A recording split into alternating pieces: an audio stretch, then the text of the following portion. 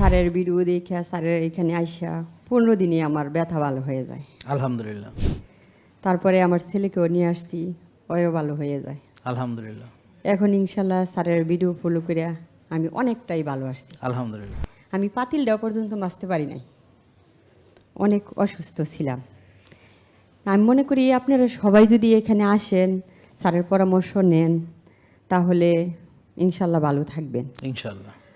আর স্যারে কিন্তু একটা কথা বলতো যে পৃথিবীর যত লোক আছে আমার কাছে আসতে হবে, কিন্তু এই কথাটা আমি মনে মনে আর কি অনেকটা এই বিবেচনা করে নিলাম যে ভালো হওয়ার পরে যে ঠিকই তো বলছে স্যার, যে আসতে হবে, মানতে হবে, যে মানবে সেই ভালো থাকবে ইনশাআল্লাহ। এখন আমি ওই দিনকে ভালো হওয়ার পরে স্যারে কিন্তু আমাকে দাওয়াত করছে, দাওয়াতে আসছি। আর আমাদের নবী যা করে গেছে তা আমাদের আমাদের সবারই কিন্তু এগুলি দায়িত্ব হিসাবে পালন করা আমাদের মনে করি এটা একটা কর্তব্য করতে হবে। সবাইকে ছড়াচ্ছেন, এখন আপনি কাউকে দাওয়াত দিয়েছেন? বড় বোন, বোনের জামাই, ওদেরকে নিয়ে আসছি এখানে, তারাও ইনশাল্লাহ ভালো আছে। আলহামদুলিল্লাহ। এই যে এখন আমার ফুফুরে নিয়ে আসছি, ফুফুর মেয়েকে নিয়ে আসছি এই যে এখানে।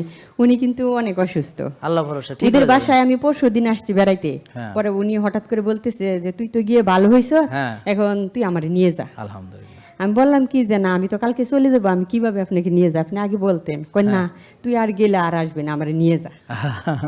তারপরে আমি ওনাকে নিয়ে আসলাম। ঠিক আছে, একে বলে ছাই দিয়ে ধরা। হ্যাঁ, ফুফু ছাই দিয়ে ধরেছে আর ছুটতে পারেনি। হ্যাঁ, তারপরে আমি বললাম যে না, আমি চলে যাব। কয় তুই আমাকে ওই জায়গায় ডাক্তার দেখায় তারপরে চলে যা, সমস্যা নেই। এরকম ফুফুই দরকার। হ্যাঁ, ঠিক আছে। আমি গেলে নাকি আসবো না তাকে নিতে। আল্লাহ ভরসা। থ্যাংক ইউ, অনেক ধন্যবাদ। এখন আমি চাচ্ছি যে আমার ফুফু ভালো হোক, উনি কিন্তু অনেক অসুস্থ। ভালো হয়ে যাবে ইনশাআল্লাহ, আল্লাহ ভরসা। আর সবাইকে বলি যে মানে কি স্যারের ভিডিওটা ফলো করবেন, সবাই স্যারের কথা মতো চলবেন, তাহলেই সুস্থ থাকবেন। থ্যাংক ইউ, অনেক ধন্যবাদ। আল্লাহ ভালো রাখুন। আসসালামু আলাইকুম। জেকে লাইফস্টাইল, ওষুধ মুক্ত সুস্থ জীবন।